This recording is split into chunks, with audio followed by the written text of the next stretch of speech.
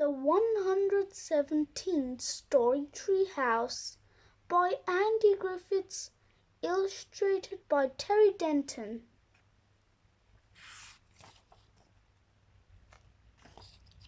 Chapter 1, The 117th Story Treehouse. Hi, my name is Andy. This is my friend Terry. We live in a tree. Well, when I say tree, I mean treehouse. And when I say treehouse, I don't just mean any old treehouse. I mean a 117th story treehouse. It used to be a 104-story treehouse, but we've added another 13 stories. So, what are you waiting for? Come on up.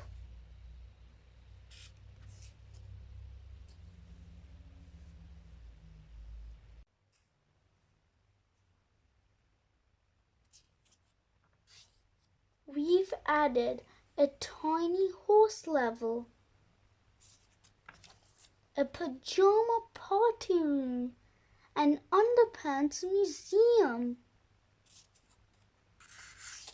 a photobombing booth, a waiting room, a Treehouse visitor center with a 24-hour information desk, a penguin-powered flying treehouse, tour bus, and a gift shop. The door of doom. Don't open it or you'll be completely and utterly doomed. A circus with fire eaters, swallows, chair tamers, trapeze artists, and clowns. And all you can eat, including the furniture level, where you can eat absolutely everything, including the furniture. A kite flying hill, a traffic school, a giant fighting robot arena, and a water ski park filled with flesh-eating piranhas. Don't fall in. As well as being a home, the Treehouse is where we make books together. I write the words and Terry draws the pictures. As you can see, we've been doing this for quite a while now. It can get a little crazy at times. Terry, hurry up with that box of emergency Treehouse ideas. Coming, Andy, but it's very heavy. Ah, plonk, plonk, that's a good word. Can't see. Uh-oh, uh-oh. Ah, move, stupid cow. Bump. Andy, help. No, Orc, Petrina. But somehow we always get our book done in the end. Finished, splat. That was fun. Do it again. Chapter 2, Can, Can't, Can. If you're like most of our readers, you're probably wondering how come it's always me who tells the story and never Terry. Yeah, says Terry. I've wondered that too. How come I never get to tell a story? Because I'm the narrator, I say, and you're the illustrator. That's why. I can narrate too, you know, says Terry. No, I can't, I say. Yes, I can, says Terry. Can't, can, can't, can. Can't, can, can't, can. Can't, can. I'm just about to yell can't even bigger when Jill comes along. What are you two arguing about? She says. Terry says he can narrate and I say he can't. There's a better way to settle this than by shouting at each other, says Jill. Really? I say. How? Let Terry do some narration and see how it goes, says Jill. But he's an illustrator. Illustrators can't narrate. Everybody knows that. That's not true, says Jill. What about Dr. Moose? He wrote and illustrated the Splat in the Hat. And who could forget the wonderful Beatrix Potter, says Jill. I love her animal stories, and she does the story and illustrations as well.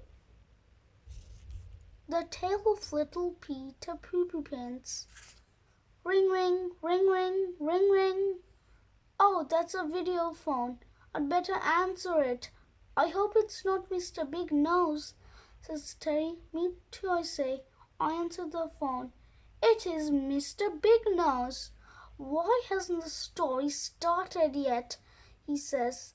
Because, I say, Terry wants to tell a story and is just explaining that illustrators can't tell stories because that's the author's job.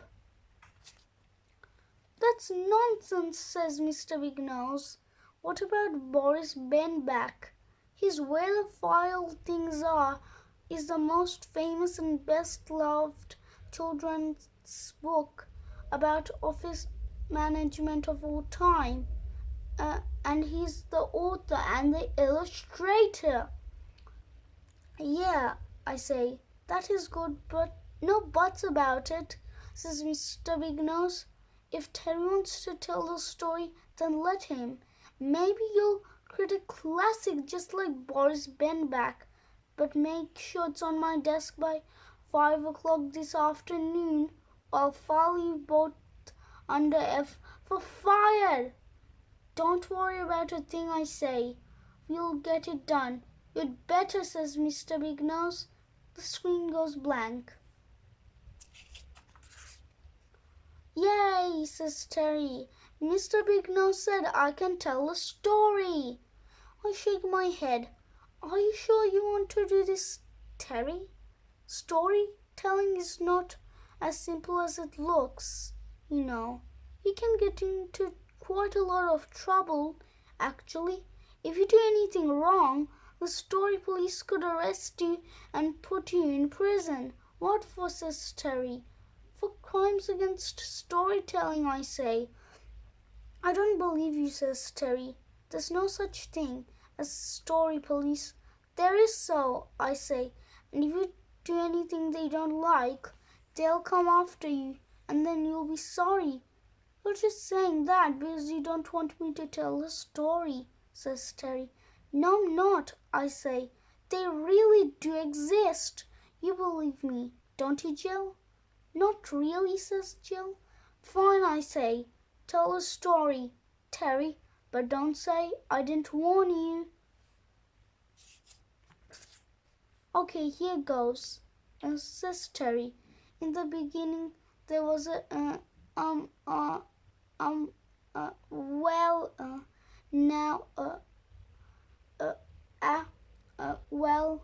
it's like this, you see.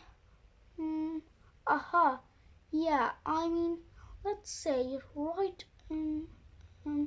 Well, now, well, it's,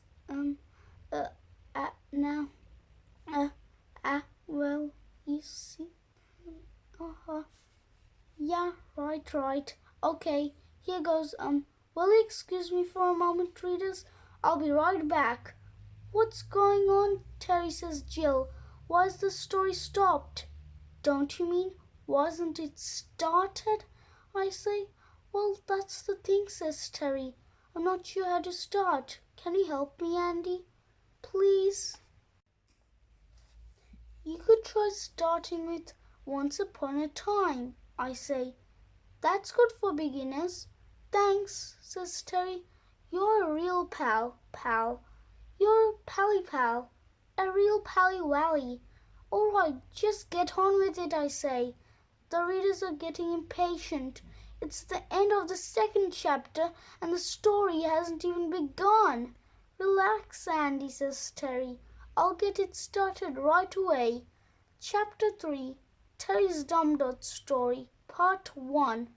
Once upon a time, there was a dot. And the dot was all alone. But then along came another dot. So then there were 2 dots, and the dots fell in love. And they're baby dots. Soon there are lots of dots. Lots and lots of dots. Lots and lots and lots of dots. Wow, I say. Action-packed. Or should I say dot-packed? Shh, Andy, says Jill, giving it a chance. I like dots. But there's no story, I say. He's just filling up the pages with dots. I know, says Jill, but it's strangely compelling. What happens next, Terry? Well, then the dots started joining up and turning into lines. Soon there are lots of lines, lots and lots of lines. Lots and lots and lots of lines. And then the lines started curving and bending and joining up to make shapes, lots of shapes. Lots and lots of shapes, lots and lots of shapes. Excuse me, Terry, I say. I don't mean to be rude, but is this story going anywhere? I mean, is anything actually going to happen? Of course it is, Andy, says Terry. Really? Really, he says. But when I say, in part 2, of course. Chapter 4, Terry's Dumb Dot Story, Part 2. Hi, my name's Terry. Welcome to Part 2 of my exciting story. If you like most of my readers, get on with it, I say. Okay, says Terry. Well, it wasn't long before the shapes started joining up and becoming more complicated shapes, like this and this and even this. But once they started, they couldn't stop. The shapes just kept multiplying and multiplying and multiplying until they all exploded. Kablam! Uh-oh, says Terry. What happened, says Jill. Why has everything gone so weird? I feel strange. You look strange, I say. So do you, says Jill. Oh no, I say, looking down at my body, which is now just a collection of random shapes. What have you done, Terry? I haven't done anything, he says. You already were a collection of shapes that together form the shape of a human being. You're still you, just in a different shape. Well, lots of different shapes. But I don't want to be lots of different shapes, I say. I want to go back to how I used to be. I knew I should never have let you narrate. Don't be too hard on him, Andy, says Jill. The story isn't over yet. What happens next, Terry? Says Terry. I don't know. Well, that's just great, I say. Jill turns to me. What do you think should happen, Andy? How should I know? I say. It's Terry's Dumb Dot story, not mine. Well, somebody has to do something, says Jill. Look at my animals. They've gone all weird too. This is like a dream, a really bad dream. That's it, Jill, I say. What's it, says Jill. It's a dream is the key to ending this story, I say. It's not the best way to end a story, but sometimes if you're really stuck, it's the only thing you can do, and this is an emergency. I clear my throat and start narrating as fast as I can, and then suddenly we all woke up and realized it was all just a dream, a really dumb dream.